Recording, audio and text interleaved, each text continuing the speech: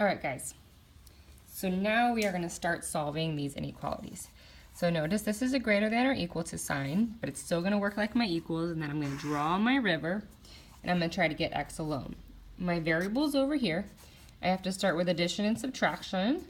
So this is multiplication, but this is addition plus 2. I need to make a 0 out of it. So I'm going to subtract 2 on both sides. 2 minus 2 is 0, so I'm left with negative 5x. And I'm going to always write my inequality. Is greater than or equal to 27 minus 2 is 25. Okay, now negative 5x and being multiplied, the only way to undo that is with division. My goal is to get 1x, so I'm actually going to divide by a negative 5. And this is where it's like, alert, alert. If you're doing an inequality and you divide by a negative 5, you're going to write flip, because we have to flip this inequality. Negative 5 divided by negative 5 is positive 1x, and then this inequality turns backwards. Is less than or equal to negative 5. So your final answer is x is less than or equal to negative 5. So all the numbers, think about this on the number line.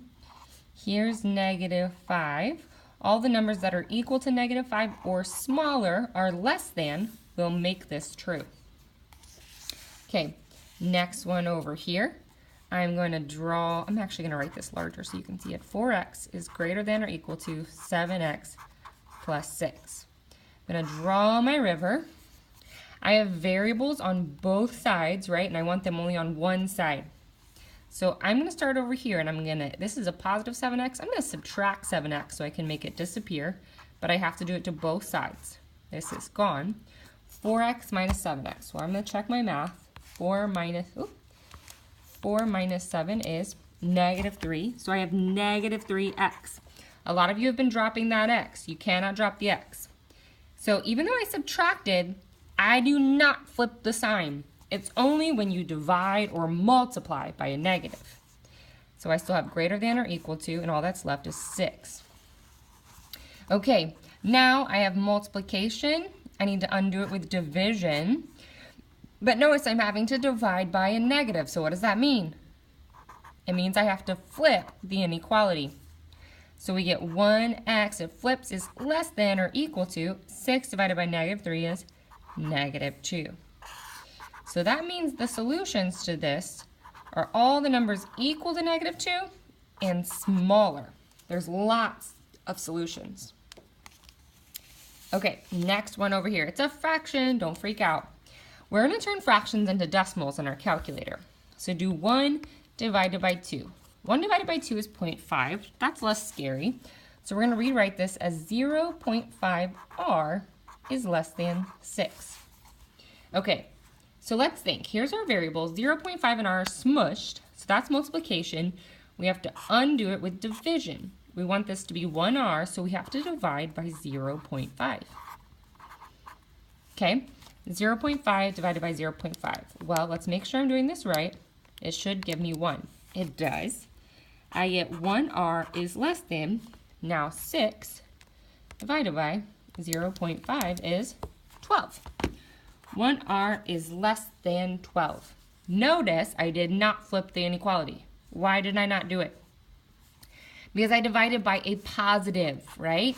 We only flip it when we divide or multiply by a negative. So here my solution is numbers that are not equal, because it doesn't say equal, but numbers that are less than 12. So that's why there's an open circle. Okay, so here's your classwork.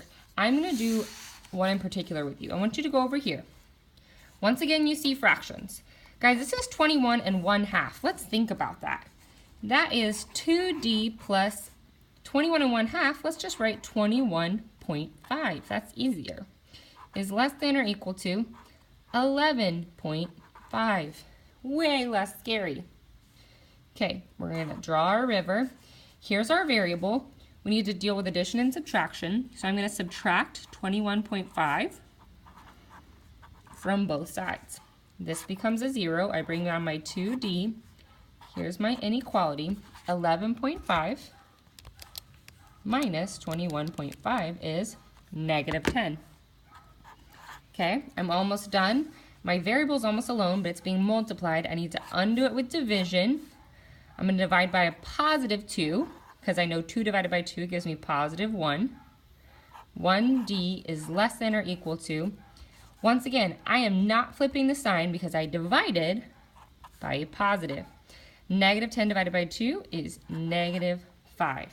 So the solution is d is less than or equal to negative 5. Okay, I'm going to show you some other ones. So I want you to flip exactly to the back. So see here, flip exactly to the back and go to this problem. So this problem says x plus 6 is greater than x plus 4. I want you to draw your river. We have variables on both sides, and if that happens, we always start with our variable. So this is a positive x. I want to get rid of it, so I'm going to turn it into a 0. I'm going to subtract x and subtract x. Okay, x minus x is 0, and x minus x is 0. Uh-oh, pay attention. We have 6 is greater than 4. So inequalities work just like equations. I'm going to go back here. Remember, sometimes equations are true for all real numbers. If they end in a true statement, that's what happens. So guys, is it true that 6 is greater or more than 4? It's true. So what that means is this inequality, the solution is all real numbers. Or you might just see this big R. Because any number you put in for x, it will always be true. Okay, another one I want to do. By the way, scratch this problem off down here. And then we are going to go over here. So this might look a little scary, but I'm going to rewrite it. 10x minus 4 minus 3x is less than or equal to 4x plus 3x minus 8. I'm going to draw my river. Okay, so there's no distribution here or anything, but I want you to pay attention because we have 3 terms going on over here, and that's just too many. So we want to see if there's something we can combine, like when we used to stack terms. If you notice here, we have a 10x and a negative 3x. Those are like terms. We used to just stack them like this. 10x minus 3x. I know that that is 7x. So instead of writing 10x minus 3x,